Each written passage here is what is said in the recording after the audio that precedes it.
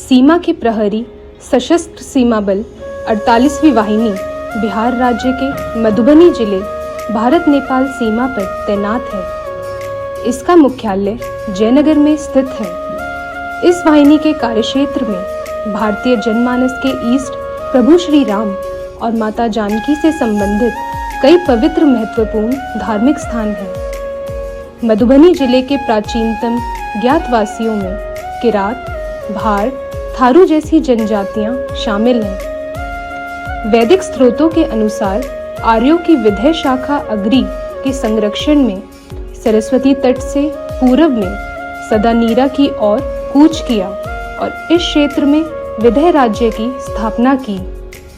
विधेय के राजा मिथि के नाम पर यह प्रदेश मिथिला कहलाने लगा। त्रेता युग के दौरान लगभग 12,000 साल पहले जनकपुर राजा जनक के राज्य मिथिला की राजधानी हुआ करती थी। इसी राज्य में माता सीता का जन्म हुआ था। माता सीता मिथिला नरेश राजा जनक की पुत्री थी। वेद पुराणों में वर्णन किया गया है कि त्रेता युग में मिथिला की भव्यता और सुंदरता देखने लायक थी। मिथिला वर्तमान में एक सांस्कृतिक क्षेत्र है जिसमें बिहार के तिरहुत, दरभंगा, मुंगेर, कोसी, पूर्णिया और भागलपुर प्रमंडल तथा झारखंड के कसंथल परगना प्रमंडल के साथ नेपाल के तराई क्षेत्र के कुछ भाग भी शामिल हैं। मिथिला की लोक श्रुति कई सदियों से चली आ रही है, जो अपनी बौद्धिक परंपरा के लिए भी जानी जाती है। रामायण में वर्णित कई ऐसे स्थल आज भी मिथिला में प्रसिद्ध हैं, जिनका सीधा संबंध प्रभु श्री राम और माता सीता से है, जैसे फुल्लर, गिरजा स्थान, कल्याणेश्वर स्थान, विश्वामित्र आश्रम आदि प्रमुख स्थल हैं। संतों के अनुसार मिथिला परिक्रमा मार्ग प्राचीन मिथिला साम्राज्य में भगवान राम और माता सीता के मिलन एवं वैवाहिक जीवन से संबंधित एक विश्व प्रसिद्ध परिक्रमा है, जो प्रतिवर्ष मिथिला क्षेत्र में बड़ी श्रद्धा के साथ की जाती है। इस नक्शे के अनुसार की जाने वाली यात्रा प्राचीन काल मिथिला के मध्य भाग की एक वार्षिक आवधिक यात्रा है।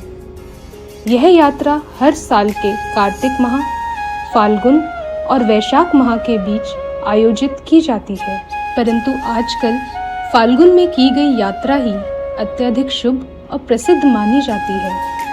यह प्राचीन मिथिला के मध्य भाग की एक व्रताकार यात्रा है। यह 128 किलोमीटर व्रताकार पथ की दूरी तय करता है। इसका उल्लेख महाकाव्य मिथिला महात्म्य में मिलता है, जिसकी रचना 18वीं शताब्दी में हुई थी। भारतीय क्षेत्र में पड़ने वाले मिथिला परिक्रमा मार्ग स्थान है कल्याणेश्वर, गिरजा स्थान, करुणा बिसोल। फाल्गुन माह में होने वाली मिथिला परिक्रमा यात्रा सर्वप्रथम जनकपुर से प्रारंभ होकर हमारी सीमा चौकी खौना के रास्ते मधुबनी में स्थित हरलाखी में कलना गांव में कल्याणेश्वर मंदिर में पहुंचती है। यह मंदिर काफी प्रसिद्ध माना जाता है, जहां देश भर से श्रद्धालु आते हैं। यहाँ इस मंदिर को राजा जनक के राज्य का प्रथम फाटक बोला जाता है। राजा जनक ने श्रद्धालुओं के लिए चारों दिशाओं में मंदिर की स्थापना की थी, क्योंकि उस समय जनकपुर के नागरिक शिव पार्वती के भक्त हुआ करते। कल्याणेश्वर मंदिर जनकपुर के दक्षिण दिशा में है और बाकी 3 फाटक जलेश्वर, क्षीरेश्वर, सतोश्वर नेपाल में स्थित है। इन चारों मंदिरों की परिक्रमा 12 से 15 दिन में पूर्ण की जाती है।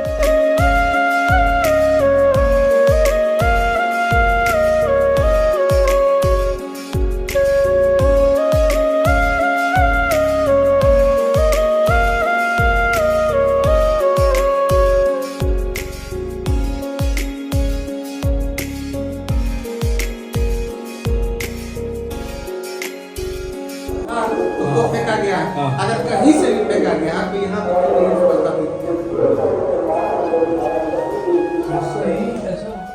ये बाबा का बिस्तर है। हाँ वही मैं देख रहा हूँ। ये हम लगा रहता है जो लगे गिर काट कर नदी से डेली होता हुआ तो डेली शाम को डेली बिस्तर लगता है, मच्छरदानी लगता है, अच्छा लगता है। अभी लगेगा। हाँ, लगेगा। रात को जब आएंगे ना पूजा करने, रात को कितनी बजे होता है? यहाँ 7 साढ़े 7 बजे से शुरू होता है। शंकर दीन दयाल यवा यव यह पर हो ये कृपा श्राप अनुग्रह हो ये जय नाथ को श्यावर रामचंद्र शंकर महादेव महादेव की जय बाबा कालेश्वर नाथ की जय। परिक्रमा के दूसरे पड़ाव के दौरान बिहार राज्य के जिला मधुबनी में फुल्लर गांव में एक गिरजा मंदिर है। श्री रामचरितमानस के अनुसार माता सुनैना ने राजकुमारी सीता माता को देवी गिरजा की पूजा के लिए इसी स्थान पर भेजा था।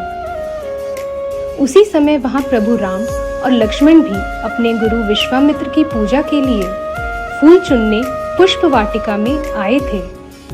प्रभु राम और माता सीता पहली बार यहीं पर मिले थे। सीता माता ने मां गिरजा से प्रार्थना की कि प्रभु श्री राम ही उन्हें वर के रूप में मिले। यह स्थान हमारी सीमा चौकी फुल्लर से 13 किलोमीटर की दूरी पर स्थित है। रामायण के अनुसार प्रभु श्री राम और जानकी नंदिनी माता जानकी का पहला मिलन पुष्प वाटिका में हुआ था। वह वाटिका आज भी बिहार में फुल्लर के नाम से प्रसिद्ध है। मिथिला के लोग आज भी पूरी निष्ठा एवं श्रद्धा से इन स्थानों में पूजा करते हैं। यहाँ एक बाघ तराग नाम का सरोवर बहुत प्रसिद्ध है, जिनका उल्लेख तुलसीदास द्वारा रचित रामायण के बालकांड में दोहा संख्या 227 पर मिलता है। यहाँ आने के लिए श्रद्धालुओं को बिहार के मधुबनी जिले से बेनीपट्टी के रास्ते से आना होगा। उस जगह से यह 18 से 20 किलोमीटर दूरी पर है।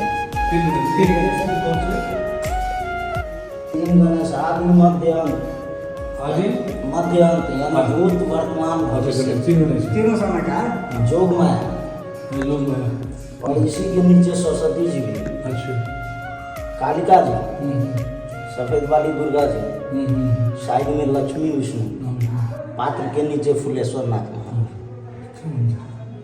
तालाब का नाम है बाग तराग, जो कि संस्कृत वर्ड से है और इसका संबंध रामायण काल से जुड़ा हुआ है।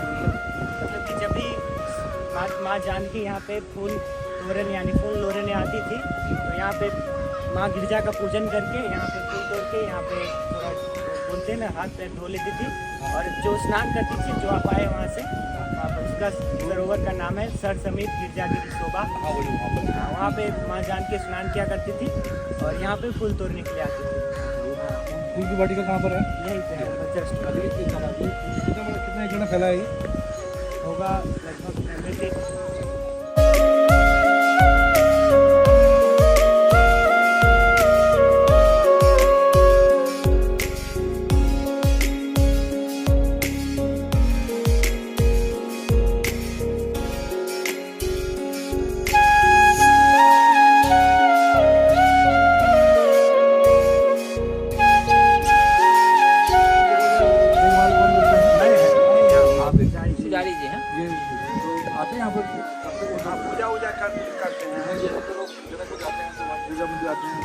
कौन भी देखने आते हैं आप? हाँ। तो इस देखभाल में इसका रख रखाव कैसे होता है? पैसा कहाँ से मिलता है? और इसका कार्यक्रम शुरू हो चुका है। पटना यहाँ से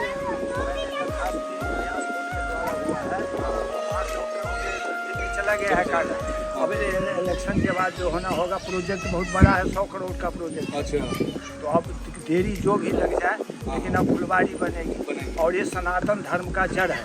यहाँ से बीच में माताजी हुए और जस्ट सामने में क्या कहते हैं मनोकामना नाथ है, जो इस सृष्टि में पहला बार इस जगह को निर्माण किया गया। उनका करने वाला सनातन धर्म के क्या कहते हैं नेमिरी जी महाराज थे ना, वही इस प्रक्रिया को बनाए। जनक जी के पूर्वज है जी। कौन?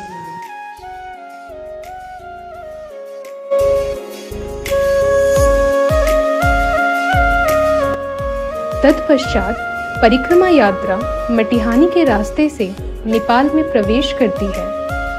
नेपाल में अनेक पड़ावों को पार करने के बाद वापस भारत में प्रवेश करती है। रामसर यह बिहार के मधुबनी जिले के करुणा गांव में स्थित है। ऐसा माना जाता है कि यहाँ कोंडल ऋषि रहते थे तथा अपने वन में भ्रमण के दौरान भगवान राम अपने भाई और गुरु विश्वामित्र के साथ यहाँ संध्या पूजन करने आए थे। यहाँ महर्षि से भेंट करने पर पता चला कि इस जगह पानी की अधिक समस्या है। महर्षि कोंडल की बात सुनकर भगवान श्री राम ने वहाँ बाण चलाकर पानी निकाला था। इस कारण उस स्थान पर एक बड़ा तालाब बना और वहाँ की एक मान्यता यह भी है कि जिस बाण को भगवान राम ने चलाया था वो आज भी इस तालाब में ही स्थित है, जिसका नाम रामसर तड़ाग पड़ा। इस जगह का नाम करुणा महर्षि कोंडल के नाम के कारण ही पड़ा था।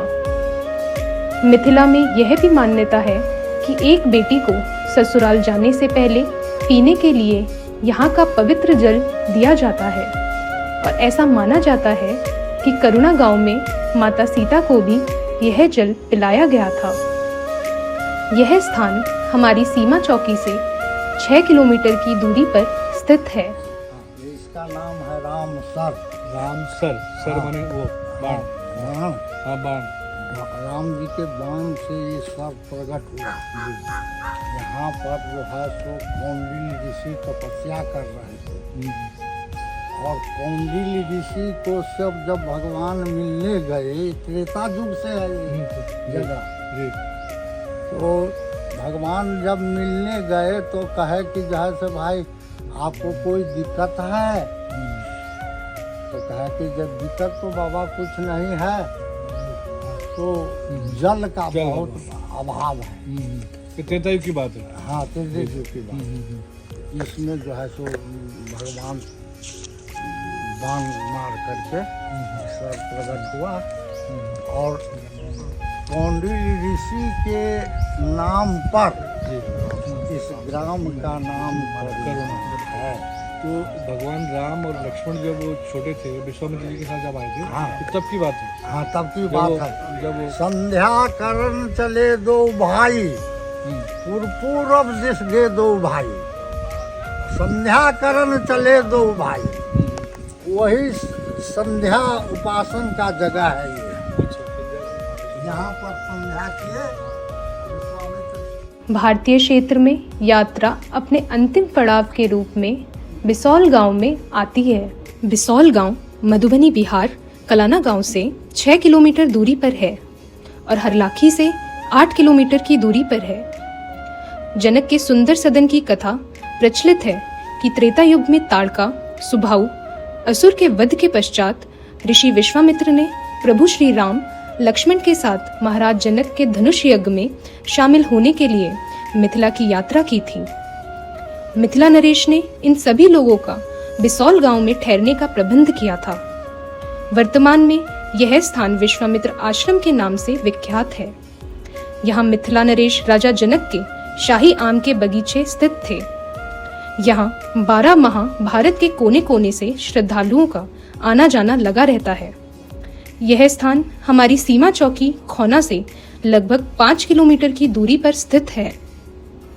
यहीं से प्रभु श्री राम गुरु विश्वामित्र की पूजा के लिए तुलसी और पुष्प लेने गिरजा गए थे, जहां प्रभु राम और माता सीता का प्रथम मिलन हुआ था। अंत में परिक्रमा भारत नेपाल की सीमा को पार कर जनकपुर धाम के लिए नेपाल में प्रवेश कर जाती है। भगवान से संबंधित जो जगह है उसी जगह पर ये मैप लगा है, जो रामायण सर्किट जो हमारा भारत सरकार बना रही है, वो रामायण सर्किट यही है। इन्हीं स्थलों को रामायण सर्किट में लिया गया है।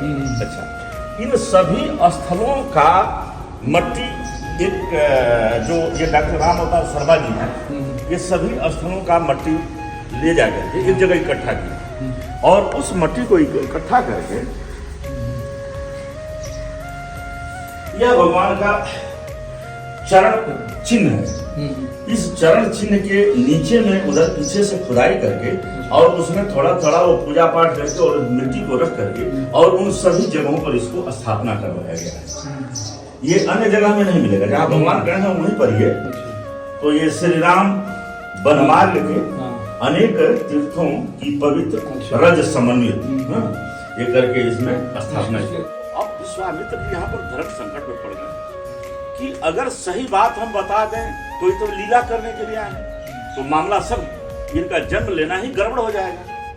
अगर झूठ बोले तो जनक जी भी बड़े तपस्वी विदेह थे, इनको विदेह की उपाधि मिली थी कि कहीं कोई इस दुनिया में रहते हुए भी मोह माया से बिल्कुल निर्लिप्त थे। अब ये सोचते हैं कि झूठ बोले तो कैसे बोलेंगे, इनके सामने समझ दो हस्तियां जहां पर ये बात भगवान को समझ में आ गई कि अब इनको दिमाग काम नहीं कर रहा है कि क्या करे, तो भगवान मुस्कुराए, मुस्कुरा करके इशारा किया। विश्वामित्र जी समझ गए भगवान के इशारा को और जनक जी को तुरंत जवाब देते हैं कि हाँ, आपने जो कहा है सब सही, जो कहा है सब सही है, और वो बात सब सही थी।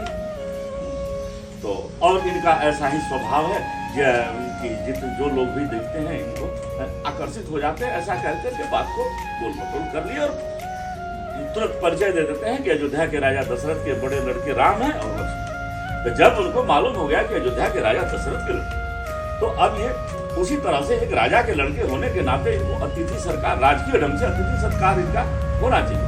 तो जनक जी का यहाँ पर गेस्ट हाउस था, अतिथि भवन बनाए थे जी, हाँ, ये आम के बगीचे में वो गेस्ट हाउस बनाए थे। सुंदर सदन सुखद सब काल, सुंदर सदन है, सुख सब काल में सुख देने वाला, अर्थात एयर कंडीशन, इतना सुंदर उन्होंने बनाया था।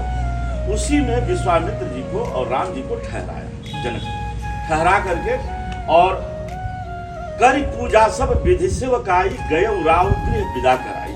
उनकी आवश्यकता की सभी वस्तुओं की व्यवस्था करके और जनक जी चले गए और यहाँ पर रहने लगे विश्वामित्र जी। विवाह से पूर्व सीता जी जनक वहां गिरजा पूजने के लिए आई हैं और यहाँ से राम जी बाबा के पूजा अर्चन के लिए तुलसी पुष्प लाने के लिए गए हैं। और विवाह से पहले राम जी का और सीता जी का जो मिलन हुआ है तो यहीं से राम जी गए।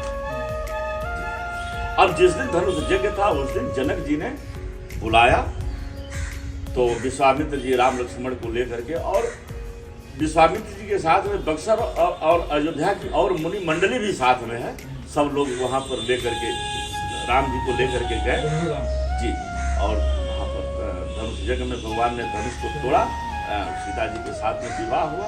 तो यहाँ ठहरे थे जो ये उनका अतिथि गृह जो था ये वही